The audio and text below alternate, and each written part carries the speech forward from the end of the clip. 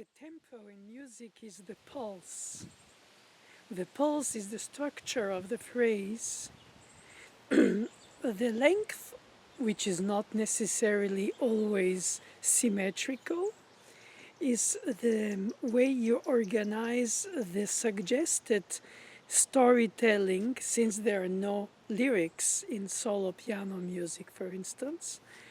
Therefore, there is no purposely specific meaning of words to convey.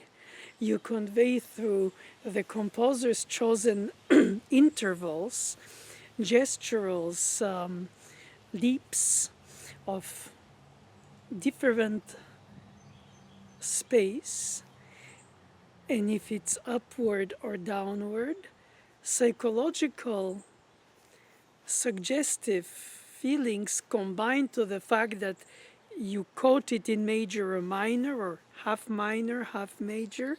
There are all these nuances of atmospheric mood setting.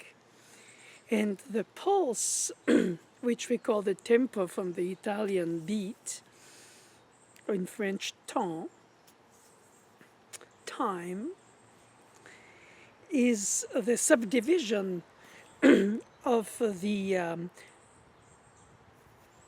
rhythmic values through groupments of them within slots of bars with bar lines. So you have this kind of compartmented group of beats, which in modern music often change through even a sequence of consecutive bars that have different amount of rhythmic values.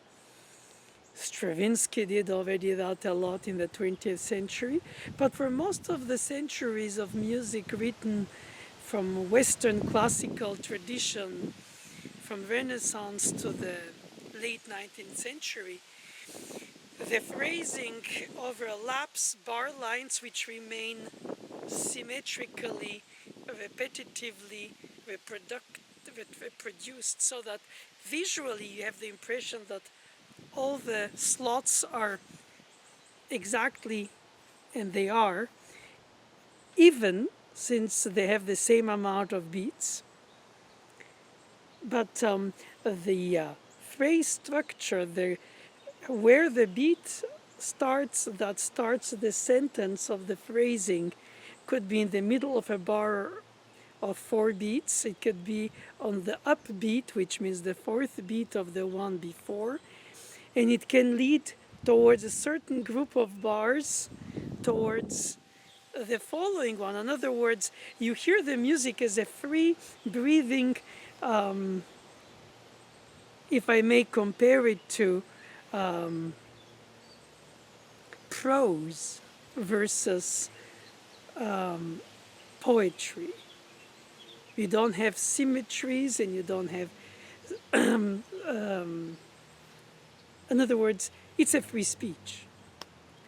And the notation, until at least the end of the 19th century, is very, very, very as if compartmented in equal compartments. So if you hear, as a listener, the bar lines that come like metronome beats, then of course you don't hear the melodic line, the phrasing, the harmonic structure, and they don't all correspond. They overlap, they delay, they anticipate. You have a sense of suspense, of delay, of hope, of it's really the difference between a march, where the pace is based by the steps, or a waltz, where that, for instance, in the danced steps, you have the choreography that dictates how you divide through the choreography of it, the 3 beats into upbeat, downbeat, and delaying before the upbeat, and so on. But dance, sing are elements that are imitated on the piano without the lyrics or the voice and without the dancing steps, but they're suggested, and suggestively so, by the performance, even when it's not an imitation of a dance or a song. And then you have the fact that when you practice as a pianist a new piece, you're supposed to practice either with a metronome that beats the beats for you, which is not the pulse of the phrasing structure of the arched phrases that I mentioned earlier that overlap the bar lines. This is the musical structure that you construct in part cerebrally and in part emotionally too, but really psychologically. But in order to make sure that you keep the pace, or if you leave it in a rubato, a way to return to it, you have to count loud voice independently of your playing, if it's legato or staccato or fast or slow. You have to have an independent, unemotional count, not a singing count or something.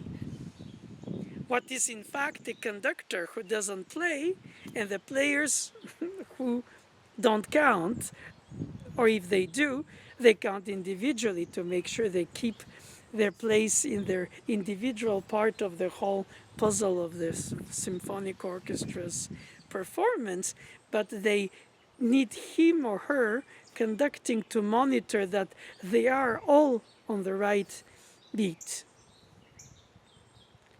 But the beats themselves don't create the pulse. They're just there to organize for rehearsal purposes, for analytical purposes by group of bars. And you can say this phrasing is 4 bars plus 4, or 8 plus 8, or 6 plus 12. And that means that you have an arched point of view from where you start, where the apogee is, and where you lead towards for the first punctuation before you breathe. Intellectually breathe, you don't need physically on the piano to breathe, to play the next sentence. And then how the pace of it is the speed of the beats per minute, which the metronome, marketed in 1815 by Emile, defines with beats per minute. And to confuse pulse with tempo, beat with rhythm, structure, phrasing is easy, because in fact they are elements that have to come together to create the flow of the storytelling. And of course, you have a free arbiter inside you that says, okay, I need to pick up a little, or I started too slow, I have to compensate, or I started too fast. And then you have to find a coherence on the spot of the whole structure, which is ephemeral since it disappears as soon as played. But during, like in a dream or a daydream, it's real, it's tangible, while daydreamed or projected, organized, practiced, rehearsed, repeated, but then at the moment of the performance in front of the public, you let go, and all of a sudden all the elements of the music that you play by somebody else's composition, unless it's your own, it's a combination of pitches with combined with rhythms in a given tempo or changes of tempo. And of course comes the technique, how you handle it, which fingerings fit better, how the composer chose the tonality, therefore the organization of the thinner black keys compared to the wider white keys, except the white keys don't have any key in between, so it's easier to land on the cracks and make a wrong note by playing 2, in fact, which would be by essence dissonant since they're next to each other. Whenever the thinner top, higher position black keys on the keyboard of the piano when the colors are inverted on the harpsichord, or rather the piano inverted the colors of the harpsichord since it came chronologically after, of course. In other words, you have to have fingerings that correspond to your morphology. My thumb, for instance, is very thick. I cannot place it on a black key because it's going to slip and not stay solid. So I need to use the second finger on it. So I use thumb. And so I organize it according to how I can handle it, since the pianos come in the same size. And actually, from childhood, most people who start piano, the keyboard is the same size, unlike violins. And then in a way, because the hand grows, then it becomes narrower. So first you have enough, not enough to stretch, and then afterwards you don't have enough to hold back. But in any case, most pianists who start children experiment this. One size fits all keyboard. But I think that the counting loud voice implements an awareness of the syncopation, of the offbeat, of the delayed beat, of the organization of the harmonic structure compared to the beat, to enhance it or contradict it. It's almost as if you have to manage several elements of the dimensions of depth and height and width, with light and dark, and then how the acoustics react to it, resonance in the hall, non-resonant in the practice room, and how the keyboard responds to the finger depressing, speed of depressing, pressure on the tip of the cushion of the finger, muscular memory, awareness, memorization, and dealing with the unexpected of all these elements which have to all converge harmoniously to produce the flow of something that appears to be what you planned and what you deliver. And between what pianists plan and what comes out, there is often a gap which brings them inconsistent dissatisfaction in performance, even if it's not completely understood by the non-professionals in the hall, or perhaps fully guessed by the professionals in the hall, depending if you play for an audition, a jury, a competition, a recital, a concert, just friends. Or perhaps there is a combination of the different types of hearing capacity, knowledge of the piece by the audience members who capture your intentions as a performer and your realizations. I don't know if it's because of the keyboard, because of the acoustic, because of your fingering, because of your counting, because you got lost in your memory, because you forgot something, or because you got out of concentration, or because stage fright, or because you're just afraid to mess up in front of public, and that blocks you. That all these things, I mean, not blocks you, but blocks the flow of the elements in your mental flow, follow-up and anticipation as well, of course, of the performance which you do in practice room without any problem, but not in public. So I still think that keeping the tempo without a conductor, without a metronome, means that while you practice repetitively, you have to count loud voice so many times that when you count mentally loud voice inside your head, not publicly informed of the audience, you keep it. Or if not rigidly so, but that means that you can allow to go outside of the tracks, but you know where the tracks are at any time.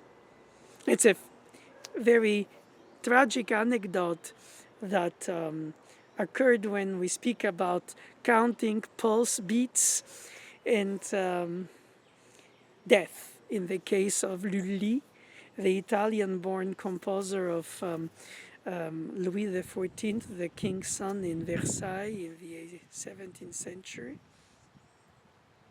early 18th. The tradition was that the conductor, and he was conducting his music, will have a baton and mark the beats, literally the beats, on the floor.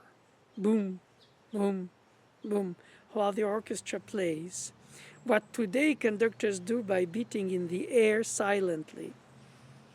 And unfortunately, he hit his own big toe, gangrene, and with no medication for infections in those centuries, he died from this wound, conducting the beat.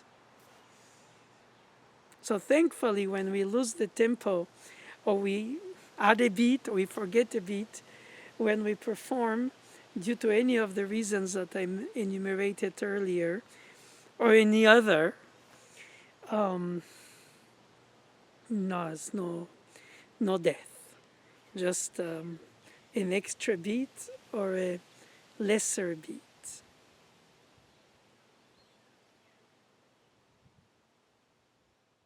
Thank you.